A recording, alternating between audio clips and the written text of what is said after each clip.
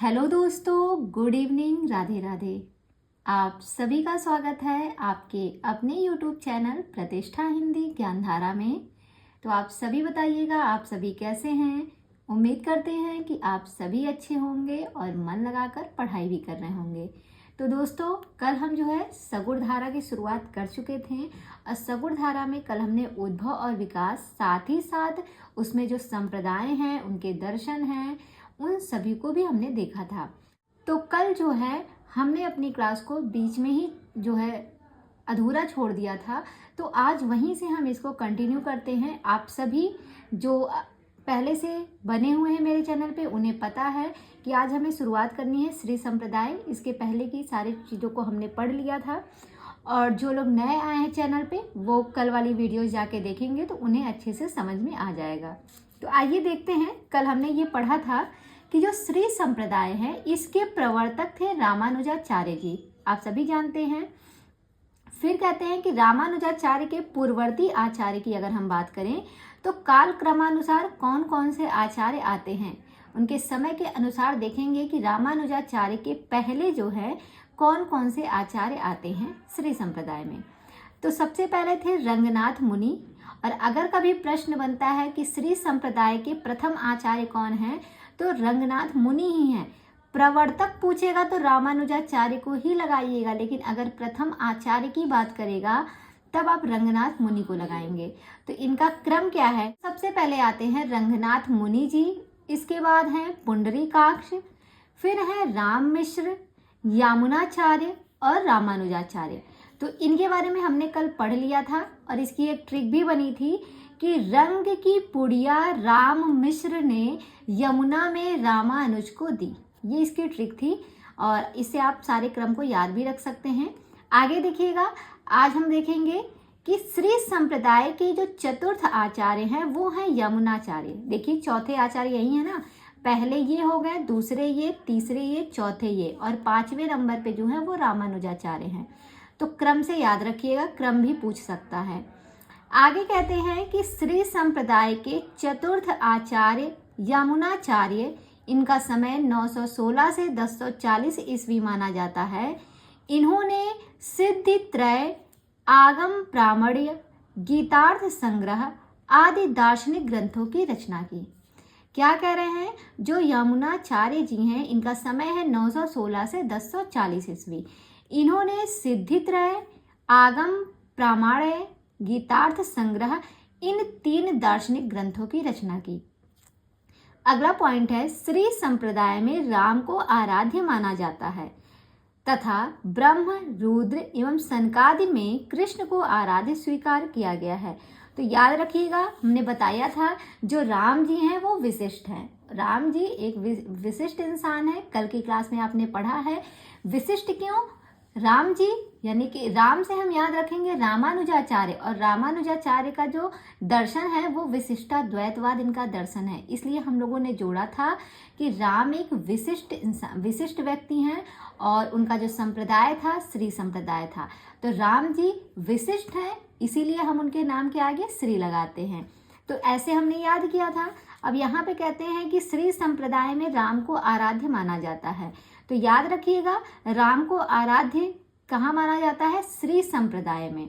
तो याद हो जाएगा ना, राम जी विशिष्ट हैं, इसीलिए हम उनके आगे श्री लगाते हैं। तो श्री से ये भी याद रहेगा कि राम को आराध्य श्री संप्रदाय में माना जाता है। और आगे देखेंगे कि ब्रह्म, रुद्र एवं सनकादि, इन संप्रदायों में कृष्ण को आराध्य माना जाता है। बस श्री संप्रदाय में राम को आराध्य माना जाता है। तो अगर आपको एक याद रहेगा तो बाकी आप याद कर लेंगे। आप ये याद कर लीजिएगा कि राम को आराध्य किस में माना जाता है, तो श्री संप्रदाय में। तो हम लोग बोलते हैं ना श्री राम, इस तरीके से याद हो जाएगा। और बाकी अगर कोई संप्रदाय पूछा तो उसमें कृष्ण को आराध्य स्वीकार किया गया। अगला पॉइंट है, अहिंसावाद और प्रपत्तिवाद वैष्णव संप्रदाय का वैशिष्ट्य है। प्रपत्तिवाद को शरणागति भी कहा जाता है। याद रखिएगा, ये प्रश्न बन सकता है। प्रपत्तिवाद को शरणागति भी कहा जाता है। वैष्णव संप्रदाय में प्रपत्ति या शरणागति के 6 अंग माने गए हैं। किसमें? वैष्णव संप्रदाय में। इंपॉर्टेंट है, प्रश्न बन सकता है किस संप्रदाय में प्रपत्ति या शरणागति के 6 अंग माने गए हैं? तो वो है वैष्णव संप्रदाय। आगे देखिएगा, वो जो 6 अंग माने गए हैं कौन कौन से हैं?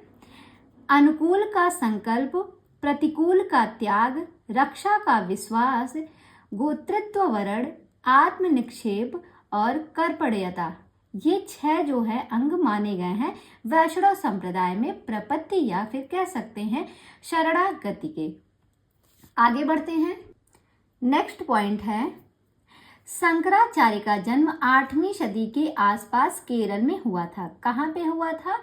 तो केरल के आसपास शंकराचार्य का जो जन्म है वो 8वीं सदी में हुआ था। तो ये समय जरूर याद रखिएगा, किस समय हुआ था शंकराचार्य का जन्म, इनका समय तो 8वीं सदी के आसपास केरल में इनका समय माना जाता है। आगे देखिएगा, कहते हैं शंकराचार्य ने अद्वैत वेदांत की स्थापना की तथा प्रस्थान त्रय का भाष्य लिखा। इंपॉर्टेंट है, अद्वैत वेदांत की स्थापना किसने की थी? तो शंकराचार्य ने की थी और इन्होंने प्रस्थान त्रय का भाष्य भी लिखा। शंकराचार्य के गुरु का नाम गोविंद योगी था। जो शंकराचार्य के गुरु थे उनका नाम क्या था? उनके गुरु का नाम गोविंद योगी था। इंपॉर्टेंट पॉइंट है, शंकराचार्य ने स्मार्त संप्रदाय का प्रवर्तन किया जो पंचदेवोपासना पर आधारित है। तो आप इन्हें याद भी रख सकते हैं कि जो शंकराचार्य जी थे वो बड़े स्मार्ट थे। शंकराचार्य कैसे थे? वो बहुत ही स्मार्ट थे। स्मार्ट से याद हो जाएगा, स्मार्त संप्रदाय किसका है? शंकराचार्य का। कहते हैं शंकराचार्य ने स्मार्त संप्रदाय का प्रवर्तन किया जो पंचदेवोपासना पर आधारित है। और इनके गुरु का नाम क्या था? तो इनके गुरु का नाम था गोविंद योगी। याद रखिएगा। नेक्स्ट पॉइंट है, कुछ विद्वान शंकराचार्य को प्रच्छन्न बौद्ध भी कहते हैं। याद रखिएगा, प्रच्छन्न बौद्ध किसको कहा गया है? शंकराचार्य को। और एक पॉइंट यहाँ पे ध्यान रखिएगा, यहाँ पे प्रच्छन्न बौद्ध कहा जा रहा है ना। एक काव्य शास्त्र में आप लोगों ने पढ़ा होगा, एक लेखक हैं, एक कवि हैं जिनका नाम है रुद्रट। रुद्रट ने श्रृंगार रस के जो है 4 भेद किए थे और उसमें एक भेद प्रच्छन्न श्रृंगार भी था। याद रखिएगा, एक भेद उनका प्रच्छन्न श्रृंगार भी था। 4 भेद उन्होंने श्रृंगार रस के किए थे। वैसे तो श्रृंगार रस के 2 ही भेद होते हैं, संयोग और वियोग, लेकिन रुद्रट ने 4 किए थे, संयोग, वियोग, प्रच्छन्न और प्रकाश। ये 4 भेद जो है रुद्रट ने किए थे। तो ये भी पॉइंट याद रखिएगा, कभी बन सकता है प्रश्न। आगे कहते हैं क्योंकि इनके गुरु के गुरु गौड़पाद बौद्ध थे। कहते हैं कुछ विद्वान जो है वो शंकराचार्य को प्रच्छन्न बौद्ध भी कहते हैं। क्यों कहते हैं? क्योंकि इनके जो गुरु थे उनके गुरु जो थे वो गौड़पाद बौद्ध थे।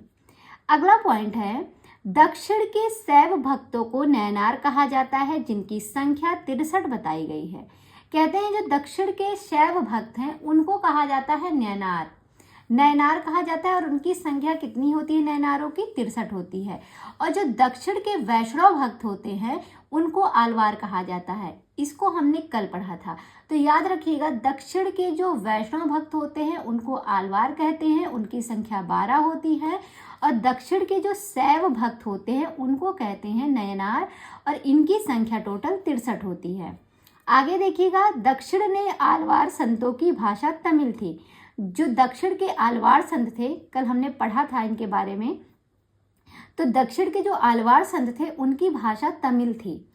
आलवारों में प्रसिद्ध एकमात्र महिला आंदाल, ये आंदाल जो नाम है ना, ये तमिल नाम है और संस्कृत में इनका नाम गोदा था, को दक्षिण की मीरा भी कहा जाता है। ये पॉइंट कल हमने पढ़ा था। अगर आप में से कोई आज फर्स्ट टाइम मेरी क्लास में आया है तो प्लीज़ आप मेरे चैनल की प्लेलिस्ट में जाइएगा, वहाँ पे जो भक्तिकाल की प्लेलिस्ट पड़ी हुई है उसमें आपको सारी वीडियोस भक्तिकाल की मिल जाएंगी। तो कल वाली क्लास ज़रूर देखिएगा, उसमें मैंने इनके बारे में बताया हुआ है। तो आंदाल जो है ये इनका तमिल नाम है और गोदा जो है इनका संस्कृत में नाम है। और ये जो है आलवारों में एकमात्र महिला संत है और इन्हीं को दक्षिण की मीरा भी कहा जाता है। ये 3-4 पॉइंट इनके विषय में बहुत ही महत्वपूर्ण है। आगे बढ़ते हैं। अभी तक तो हम ये सगुण भक्ति के बारे में पढ़ रहे थे, अब हम देखेंगे सगुण धारा में राम भक्ति शाखा। इसमें जो देखिएगा सबसे पहला पॉइंट दिया है, आलवार भक्तों में सटकोप को राम भक्ति का प्रथम कवि माना जाता है। इनकी पुस्तक सहस्त्र गीत में राम की उपासना का उल्लेख है। सहस्त्र गीत किसकी रचना है? सटकोपाचार्य की है, कल हमने पढ़ा था। तो कहते हैं आलवार भक्तों में जो सटकोपाचार्य हैं, इन्हीं को राम भक्ति का प्रथम कवि भी माना जाता है। और इनकी जो एक पुस्तक थी सहस्त्र गीत, इसमें जो है राम की उपासना का उल्लेख किया गया है। आगे देखिएगा अगला पॉइंट है, सातवें आलवार कुलशेखर भी राम के अनन्य भक्त थे। जो सातवें आलवार कुलशेखर थे वो भी राम के अनन्य भक्त थे। श्री संप्रदाय के आदि आचार्य रंगनाथ मुनि को राम भक्ति परंपरा का प्रथम आचार्य माना जाता है। श्री संप्रदाय के जो आदि आचार्य यानी कि प्रथम आचार्य जो थे वो रंगनाथ मुनि थे, और इन्हीं को राम भक्ति परंपरा का भी प्रथम आचार्य माना जाता है। इंपॉर्टेंट है। नेक्स्ट है, श्री संप्रदाय में विष्णु और लक्ष्मी की उपासना मान्य है। जो श्री संप्रदाय है इसमें विष्णु और लक्ष्मी की उपासना मान्य है, ध्यान रखिएगा। आगे बढ़ते हैं।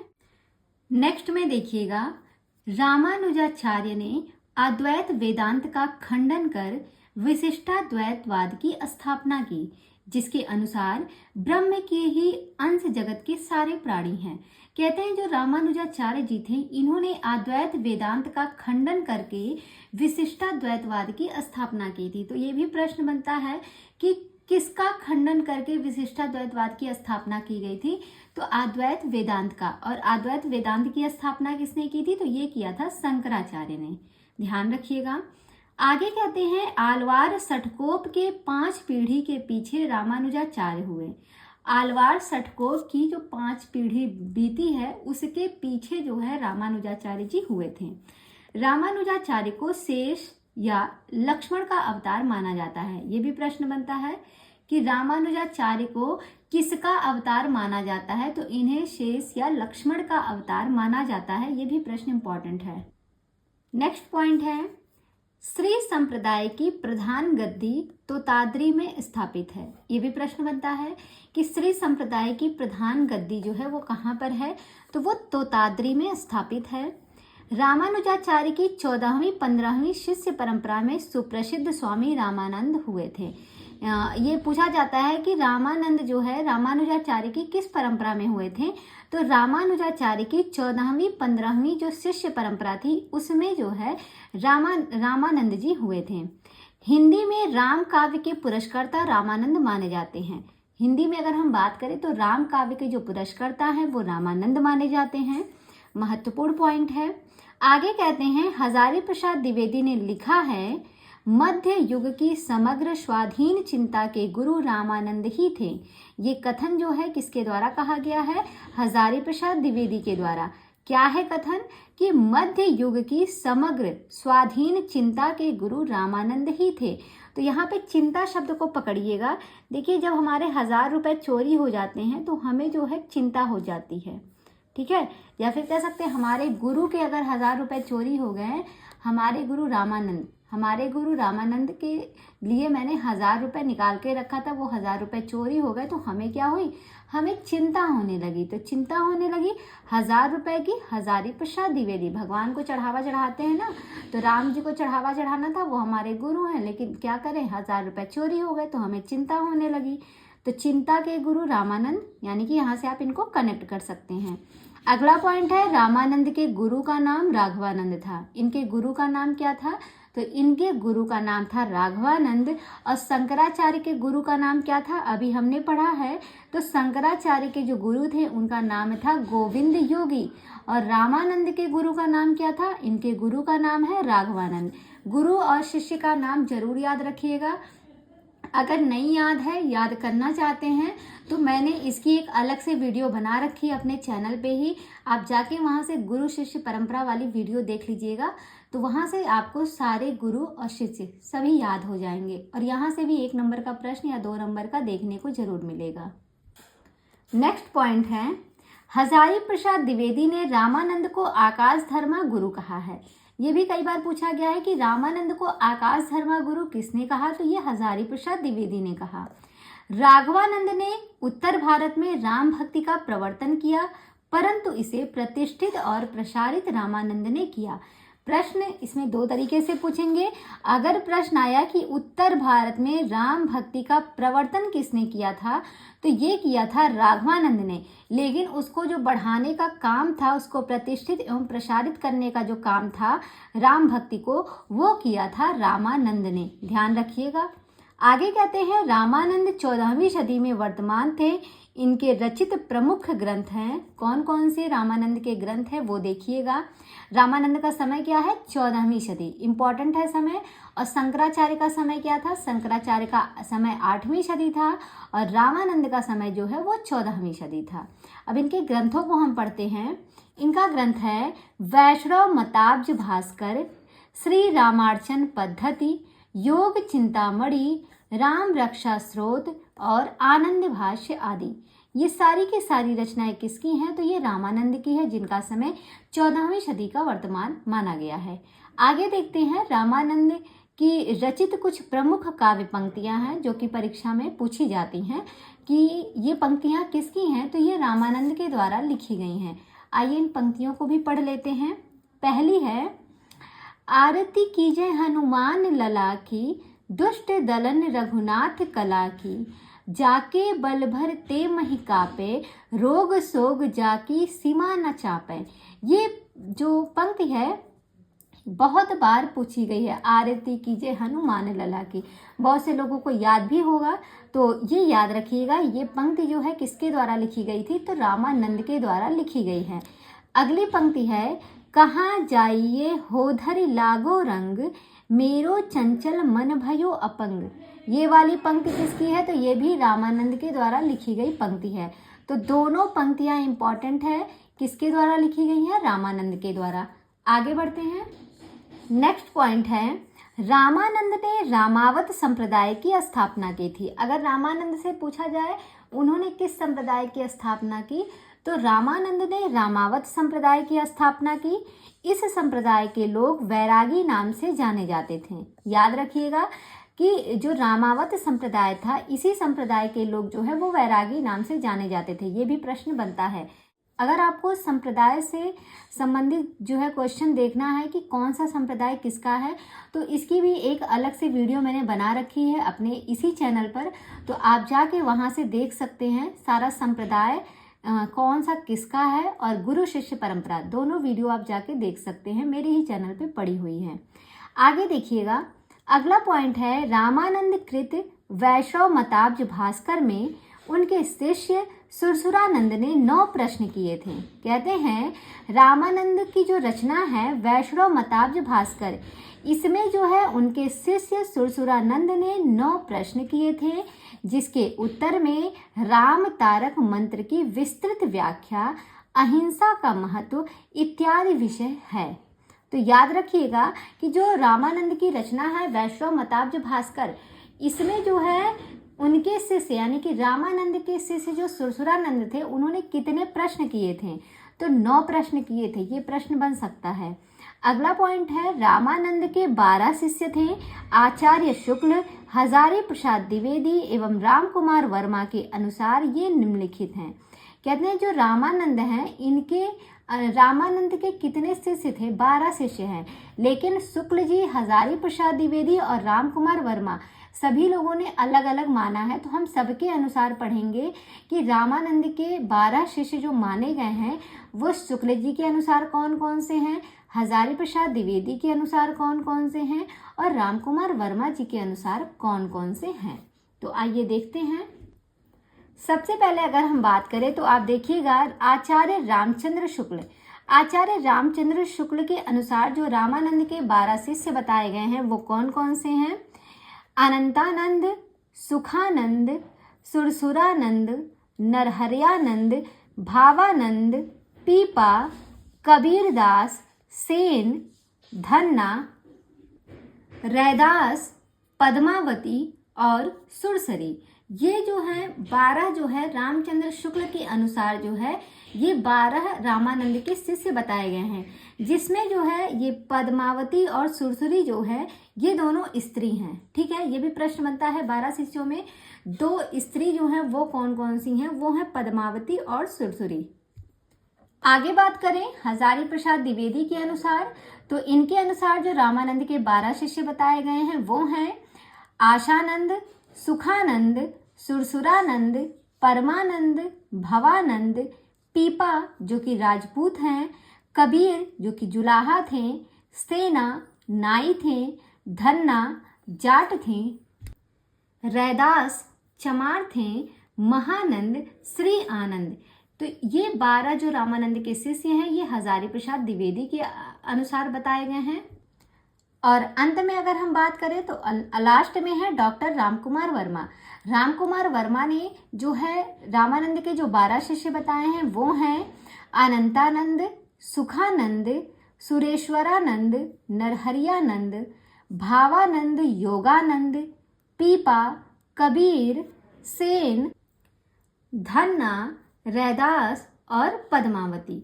और ये जो 12 शिष्य बताए गए हैं रामकुमार वर्मा के अनुसार, तो ये मतलब इसमें भी आप देख रहे हैं कि पद्मावती एक महिला आती हैं, और शुक्ल जी ने जो बताया उसमें 2 स्त्रियां हैं, पद्मावती और सुरसरी। और अगर हम बात करें हजारी प्रसाद द्विवेदी, तो हजारी प्रसाद द्विवेदी के अनुसार जो है एक भी महिला रामानंद के शिष्य परंपरा में नहीं आती हैं। तो ये तीनों चीज़ आप ध्यान रखिएगा, और इनको अगर आपको ध्यान याद रखना है, ऐसे तो सारा नाम मिलता जुलता है, इनको याद रखने के लिए सबसे सही है आप एक चार्ट बनाइए और जैसे इसमें लिखा है वैसे लिखिए। और जो जो नहीं है, जैसे कुछ ऐसे नाम हैं जो शुक्ल जी ने भी माने हैं और रामकुमार वर्मा ने भी माने हैं, उन दोनों को साथ रखिए। और जो पहले तो साथ वाले नाम सभी को याद रखिए जो तीनों में पाए जाते हैं, ठीक है। उसके बाद सबको अलग अलग डिसाइड कीजिए कि इनके में ये नाम नहीं मिलते, ये अलग नाम है, और इनके में ये अलग नाम है। तो सबसे पहले तो जितने नाम तीनों लोगों ने माने हैं, जितने शिष्य तीनों लोगों ने माने हैं, उन लोगों के नाम लिखिए। उसके बाद जिसको 2 लोगों ने माना है उनको ही नाम रखिए। फिर जो अलग है, सबसे डिफरेंट है, आप उनके नाम लिखिए। तभी आपको इनके जो है जो शुक्ल जी, हजारी और रामकुमार वर्मा ने रामानंद के 12 शिष्यों का वर्णन किया है आपको याद होगा। आगे देखिएगा, अगला पॉइंट है अनंतानंद के शिष्य कृष्णदास पयहारी सर्वप्रथम गलता यानी कि जो अजमेर राज्य है वहां में रामानंद संप्रदाय की गद्दी स्थापित किए। कहते हैं अनंतानंद के जो शिष्य थे कृष्णदास पयहारी, इन्होंने सबसे पहले गलता अजमेर राज्य में रामानंद संप्रदाय की गद्दी स्थापित की थी। रामानंद संप्रदाय में गलता को उत्तर भारत का उत्तर तोताद्री कहा जाता है। गलता में पहले नाथपंथी योगियों का अधिकार था। गलता की बात करें तो पहले किसका अधिकार था? गलता में नाथपंथी योगियों का अधिकार था। अजमेर के राजा पृथ्वीराज पयहारी जी के शिष्य बने। अजमेर के राजा पृथ्वीराज जो है ये पयहारी जी के शिष्य बने। पयहारी जी के 2 प्रसिद्ध शिष्य हुए, अग्रदास और कीलहदास। ध्यान रखिएगा, जो अजमेर के राजा पृथ्वीराज थे ये सबसे पहले किसके शिष्य बने? पयहारी जी के शिष्य बने।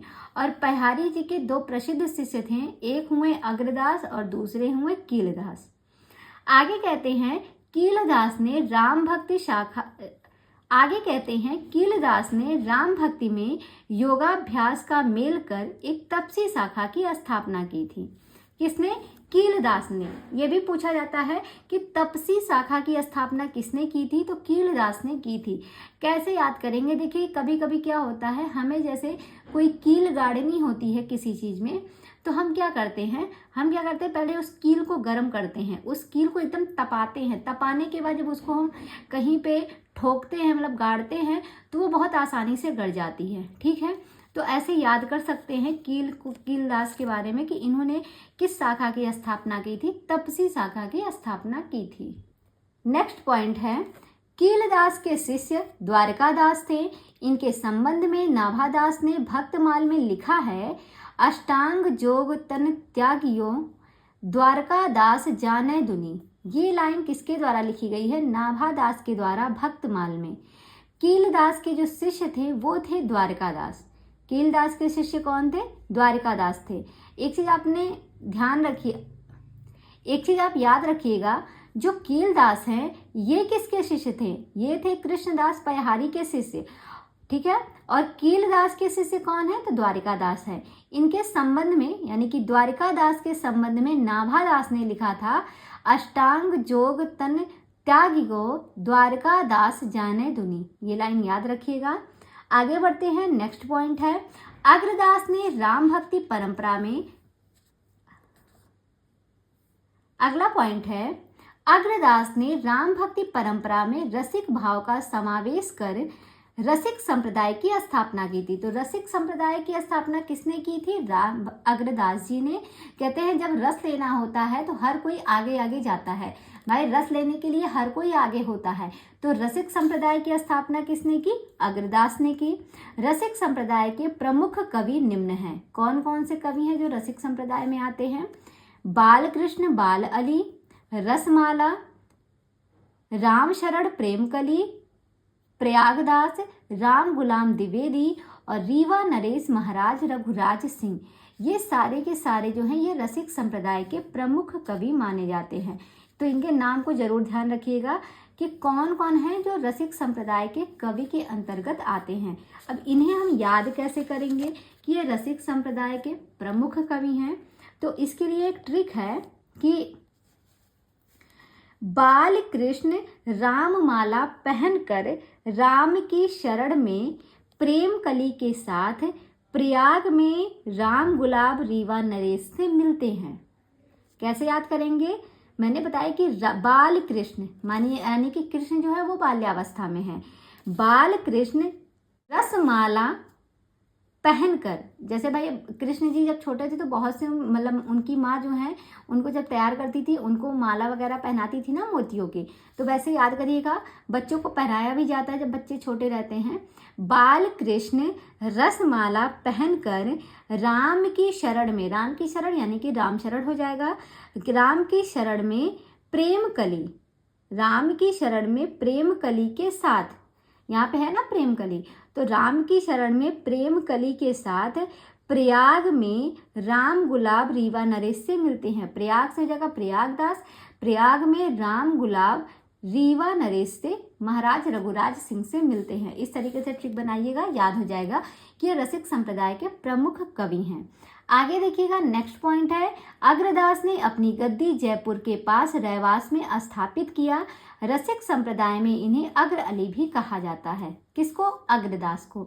जो रसिक संप्रदाय है इसकी स्थापना अग्रदास ने की थी और इस संप्रदाय में अग्रदास को अग्र अली नाम से जाना जाता है। अग्रदास ने अपनी गद्दी जयपुर के पास रैवास में स्थापित की थी। आगे देखिएगा, आगे बात करेंगे, अग्रदास द्वारा रचित प्रमुख ग्रंथ निम्नलिखित हैं। सबसे पहले देखेंगे इनके द्वारा कौन कौन से ग्रंथ लिखे गए हैं। तो सबसे पहला है हितोपदेश उपखाड़ा बावनी, ये पहली पुस्तक है। फिर दूसरी है ध्यान मंजरी जो कि रसिकोपासना का सिद्धांत ग्रंथ है। एक ध्यान मंजरी कैसा ग्रंथ है? रसिकोपासना का सिद्धांत ग्रंथ है। राम ध्यान मंजरी, कुंडलियां, नीति परक हैं और अष्टयाम या रामाष्टयाम ये संस्कृत भाषा में रचित सीता वल्लभ राम की दैनिक लीला का चित्रण है। जो अग्रदास द्वारा लिखी गई अष्टयाम रचना है ये जो है संस्कृत भाषा में लिखी गई है और इसमें जो है सीता वल्लभ राम की दैनिक लीला का वर्णन प्रस्तुत किया गया है।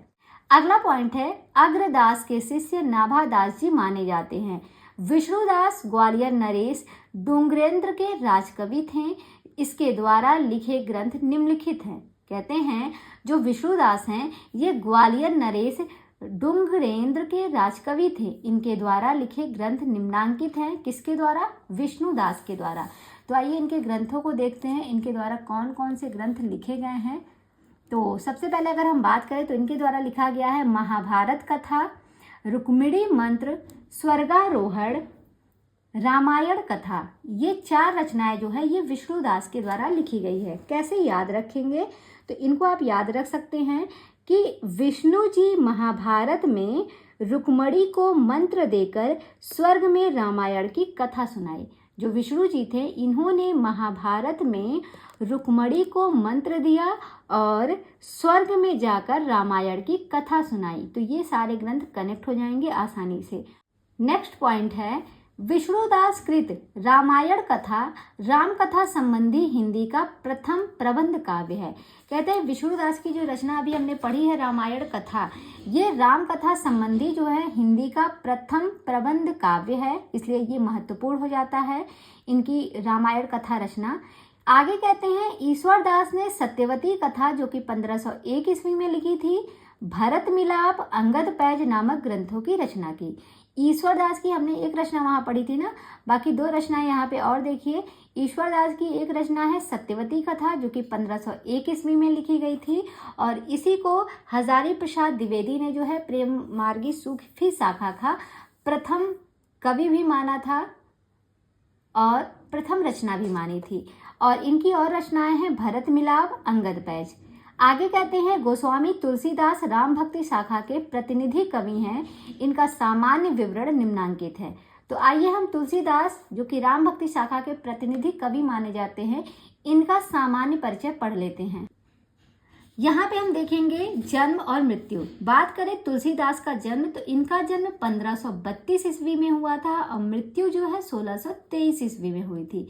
कैसे करते हैं देखिए, कहते हैं तुलसी, जब आप तुलसी जी की पूजा करिए तो कभी बत्तीसी मत दिखा के पूजा किया करिए, शांत मन से करना चाहिए। कहते हैं भाई अगर पूजा करना है तो अच्छे से किया करो, बत्तीसी मत दिखाया करो। बत्तीसी दिखाने यानी कि अपने ऐसे स्माइल करते हुए, दांत दिखा दिखा के हंसते हुए, तो कहते नहीं, पूजा करना है तो शांत भाव से अच्छे मन से पूजा करो, बत्तीसी दिखा दिखा के पूजा मत किया करो। तो बत्तीसी यानी कि तुलसी की पूजा करनी है तो बत्तीसी मत दिखाओ। तो याद हो जाएगा तुलसीदास का समय क्या है, 1532 ईस्वी है, और इनकी मृत्यु जो है वो 1623 ईस्वी में हुई थी। माता पिता के नाम की अगर हम बात करें तो इनके पिता का नाम था आत्माराम दुबे और माता का नाम था हुलसी देवी। पत्नी की बात करें तो इनके पत्नी का नाम था रत्नावली। दीक्षा गुरु इनके नरहरियानंद थे और इनके शिक्षा गुरु कौन थे, वो शेष सनातन थे। और हाँ, बात करें तुलसीदास के जन्म की, तो याद रखिएगा जो बच्चन सिंह हैं, इन्होंने तुलसीदास का जो जन्म है वो 1537 माना है। इसी पुस्तक में आप नोट कर लीजिएगा कि जो तुलसीदास का जन्म है वो बच्चन सिंह ने 1537 माना है, और 32 किसने माना है, तो विश्वनाथ त्रिपाठी, रामस्वरूप चतुर्वेदी और शुक्ल जी ने भी जो है इनका समय 32 ही माना है। ये पॉइंट याद रखिएगा। आगे कहते हैं तुलसीदास के जन्म स्थान के विषय में मतभेद है जो कि निम्नलिखित है। इनके जन्म स्थान को भी लेकर काफी मतभेद रहा है। कुछ लोगों का मानना है कि इनका जन्म स्थान सूकर खेत सोरो जो कि जिला एटा में पड़ता है, वहां पर हुआ था। तो हम देखेंगे कौन कौन से विद्वान हैं जो तुलसीदास का जन्म सूकर खेत में मानते हैं। तो देखिएगा, लाला सीताराम, गौरी शंकर द्विवेदी, हजारी प्रसाद द्विवेदी, राम नरेश त्रिपाठी, राम दत्त भारद्वाज और गणपति चंद्रगुप्त, इतने लोगों ने तुलसीदास का जो जन्म है वो सूकरखेत माना है। कैसे याद रखेंगे, इसकी एक ट्रिक है कि गौरी के लाला गणपति हजारों के नरेश हैं, ऐसा रामदत्त भारद्वाज ने कहा खेत में जाकर। ये पूरी ट्रिक है। कैसे याद करेंगे, ध्यान कैसे रखेंगे, देखिए, गौरी के लाला, गौरी से हो जाएगा गौरी शंकर, गौरी के लाला, लाला से लाला सीताराम, गौरी के लाला गणपति, गौरी के लाला कौन थे, गणपति थे, तो गणपति से गणपति चंद्रगुप्त, गणपति हजारों के नरेश हैं, तो गौरी के लाला गणपति जो हैं वो हजारों के नरेश हैं। हजारों यानी कि हजारी प्रसाद द्विवेदी, हजारों के नरेश से हो जाएगा राम नरेश त्रिपाठी। ऐसा रामदत्त भारद्वाज ने सूकर खेत में जाकर कहा। समझ में आया, एक बार फिर से सुनिएगा, गौरी के लाला गणपति हजारों के नरेश हैं, ये बात रामदत्त भारद्वाज ने सूकर खेत में जाकर बताई। सूकर खेत यहाँ पे कह सकते हैं खेत में जाकर बताई या सूकर खेत में जाकर बताई, कुछ भी जोड़ सकते हैं, याद हो जाएगा। अगला पॉइंट है कि कुछ विद्वान जो है तुलसीदास का जन्म राजापुर जिला बांदा मानते हैं। अब हम देखेंगे इनका जन्म राजापुर किस ने माना है, तो इसमें नाम आता है बेनी माधव दास, महात्मा रघुवर दास, शिव सिंह सेंगर, राम गुलाम द्विवेदी आचार्य रामचंद्र शुक्ल, इतने लोगों का नाम जो है ये राजापुर जिला बांदा में पड़ता है। ठीक है, तो कहते हैं तुलसीदास का जो जन्म है राजापुर इन लोगों ने माना है। अब इन्हें कैसे याद करेंगे, तो इसकी ट्रिक है, बेनी महात्मा शिव व राम के गुलाम थे, ऐसा शुक्ल जी ने राजा से बाद में बताया। कैसे याद होगा, बेनी, बेनी से हो जाएगा बेनी माधवदास, बेनी महात्मा, महात्मा से हो जाएगा महात्मा रघुवर दास, बेनी महात्मा शिव व राम के गुलाम थे, शिव से हो जाएगा शिव सिंह सेंगर, राम से हो जाएगा राम गुलाम, शिव व राम के गुलाम थे, ऐसा शुक्ल जी ने, ऐसा शुक्ल जी यानी कि रामचंद्र शुक्ल, ऐसा शुक्ल जी ने राजा को बाद में बताया। राजा से हो जाएगा राजापुर, बाद से हो जाएगा बांदा जिला। तो याद हो गया कि बेनी महात्मा शिव व राम के गुलाम थे, ऐसा शुक्ल जी ने राजा को बाद में बताया। और पहली वाली ट्रिक क्या थी कि गौरी के लाला गणपति हजारों के नरेश हैं, ऐसा रामदत्त भारद्वाज ने खेत में जाकर कहा। यानी कि खेत यानी कि सूकर खेत किसने किसने माना है वो हमने बता दिया। और यहाँ पे याद कर लेंगे राजापुर किसने किसने माना है, तो उनका यहाँ पे पूरा दिया गया है, बाकी ट्रिक भी बता दी गई है, आप ट्रिक लिख लीजिए। आगे देखिएगा, आचार्य रामचंद्र शुक्ल तुलसीदास को स्मार्त वैष्णव मानते हैं। अभी हमने बताया था कि स्मार्त संप्रदाय के प्रवर्तक कौन थे, तो हमने बताया था कि जो शंकर जी हैं वो बड़े स्मार्ट थे। तो स्मार्त संप्रदाय के जो प्रवर्तक हैं वो शंकराचार्य हैं। यहाँ पे कहते हैं स्मार्त वैष्णव कौन माने जाते हैं, तो जो रामचंद्र शुक्ल हैं इन्होंने कहा कि तुलसीदास, जो तुलसीदास है ये स्मार्त वैष्णव माने जाते हैं। मतलब शुक्ल जी ने तुलसीदास को स्मार्त वैष्णव माना है। कहते हैं कि आप कैसे याद रखेंगे, कहते हैं एक राम जी ने बताया, या कह सकते हैं एक शुक्ला जी थे, शुक्ल जी ने बताया कि अगर आप तुलसी की पूजा करेंगे तो आप स्मार्ट दिखेंगे, अगर आप तुलसी की पूजा करेंगे तो आप स्मार्ट दिखेंगे, वैष्णव की तरह स्मार्ट दिखेंगे। तो स्मार्ट वैष्णव किसको कहा, तुलसीदास को कहा रामचंद्र शुक्ल ने। और स्मार्त संप्रदाय के प्रवर्तक कौन थे, तो वो थे शंकराचार्य। आगे देखिएगा, आचार्य शुक्ल के अनुसार हिंदी काव्य की प्रौढ़ता के युग का आरंभ गोस्वामी तुलसीदास द्वारा हुआ। कहते हैं शुक्ल जी के अनुसार हिंदी काव्य की प्रौढ़ता के युग का आरंभ जो है वो गोस्वामी तुलसीदास जी द्वारा हुआ, ऐसा शुक्ल जी का मानना है। आगे देखेंगे, तुलसीदास के संदर्भ में अलग अलग विद्वानों ने अलग अलग उक्तियां दी हैं, तो ये पॉइंट कल हम पढ़ेंगे। आज की क्लास को हम यहीं तक रहने देते हैं। अगर आपको ये सेशन पसंद आया है और चीज़ें आपको अच्छे से याद हो रही हैं तो प्लीज़ चैनल को सब्सक्राइब करना मत भूलिए, अगर आपने सब्सक्राइब नहीं किया है तो। और जिन्होंने कर लिया है उनका बहुत बहुत धन्यवाद। और बाकी वीडियो को लाइक कर दीजिएगा और कमेंट करके साथ साथ बताइएगा कि आपको क्लास कैसी लगी।